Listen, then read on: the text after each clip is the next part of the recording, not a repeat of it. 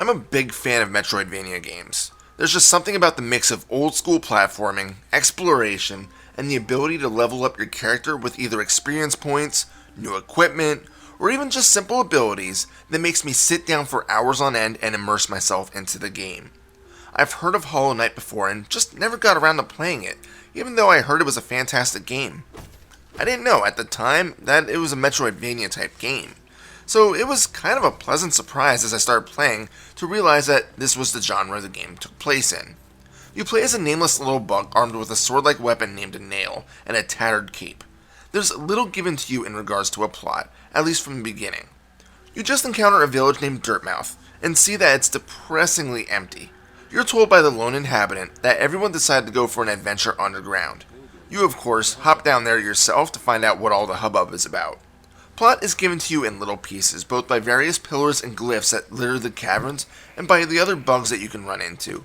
Many of these creatures, after encountering them once, will retreat to Dirtmouth, where you'll find them hanging around outside, or, in the case of shopkeepers, in their place.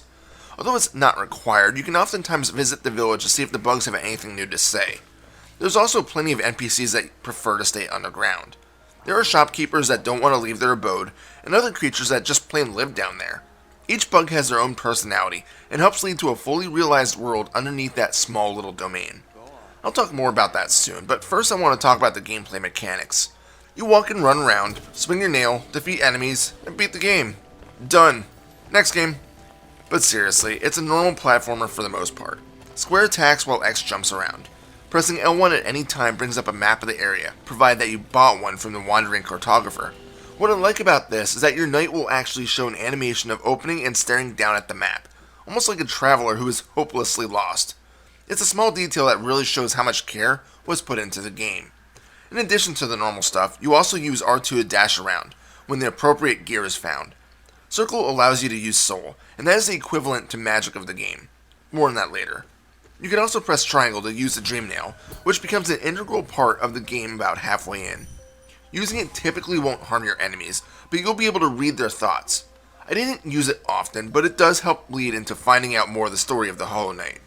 The other use of the Dream Nail is to collect essence. This is used for one NPC to power up the Dream Nail itself. From what I can gather, there's a maximum of 2,400 or so essence, and I finished the game around 1,800.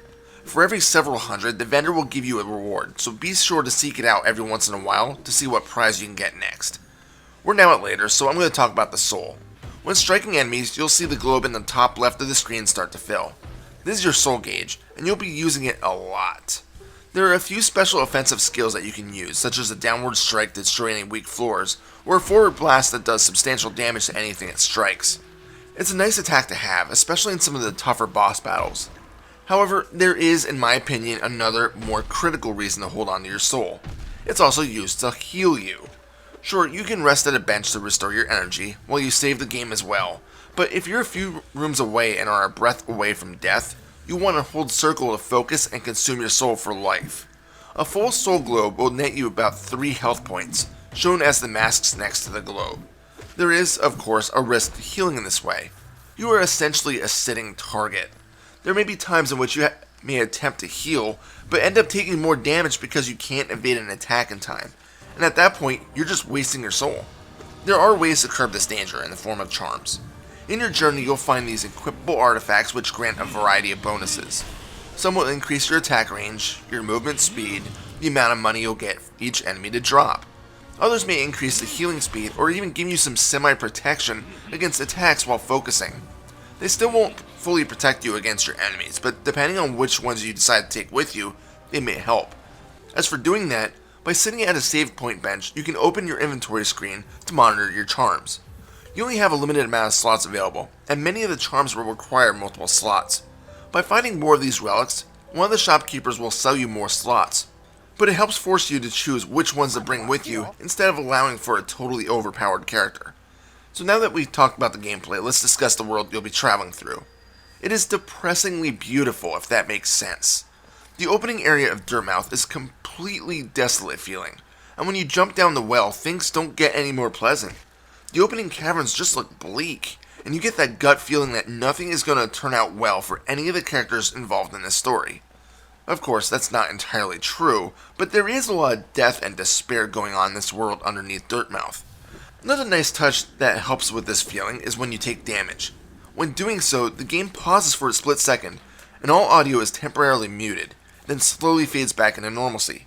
It was a bit off-putting at first, and kinda jarred me whenever it happened, but of course, that makes you not want to get hit.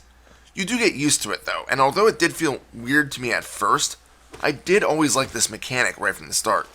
The world is pretty massive, and you'll be spending a lot of time traveling throughout the different areas. Thankfully, there is a fast travel system in the form of a stag. Most of the time you have to insert money into a device to open up a gate to allow the stag to approach you. You can use the stag to travel between any of the found stag stations. Apparently there's also a secret one where the stags live, but I haven't found that one yet. Now, as I said before, the game screams Metroidvania. Some rooms feel like large vertical rooms that come directly from Metroid, and the maps feel identical as well. And speaking of the map, you can purchase pins from a vendor that allow you to custom mark some areas that you determine to be a place of interest. I love that feature, and I was able to eventually figure out how to color code areas of the map that I knew I needed to return to if I ever got a specific way to pass by that zone. The sound design of the game is just phenomenal. There's a lot of faint tunes that are played with softer instruments such as pianos, and that once again lends to the grim nature of the world of Hollow Nest. The only time the music really gets fast-paced is when you're going up against some of the more difficult bosses. Speaking of, I've read a few reviews where the players thought the game had too high of a challenge level. Personally, I didn't see it. Sure, some of the bosses were a bit difficult, but they're allowed to be since, they're bosses. Some of the regular enemies can be a bit tough until you figure out their patterns, but I didn't feel like the game was like Dark Souls or something. However, there is a Souls-like mechanic that I forgot about. Death. When you die, you lose all of the geo, or cash that you were carrying, and you get sent back to the last save point, and you are limited to how much soul you can carry by about a third. Not all is lost though. If you can reach the room you perished in, you may find a black shade that looks identical to your character. By defeating it, which isn't hard to do at all, you'll regain all of your lost money and increase your max soul back to normal. If you died at a boss, the shade is typically spawned a bit before encountering it again, so it remains fair to you, the player. It does help that the shade is marked on your map, just in case you can't figure out where you died.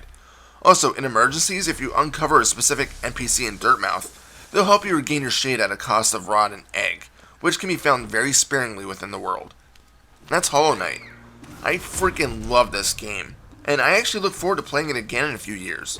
Sure, I got lost a few times, and sure, some of the bosses had me yelling at the TV, but overall, I really enjoyed the experience that Hollow Knight provides. I understand a sequel is in the works, and I cannot wait to get a hold of it. Final score? 7 out of 7. This is Reaper. Happy fragging.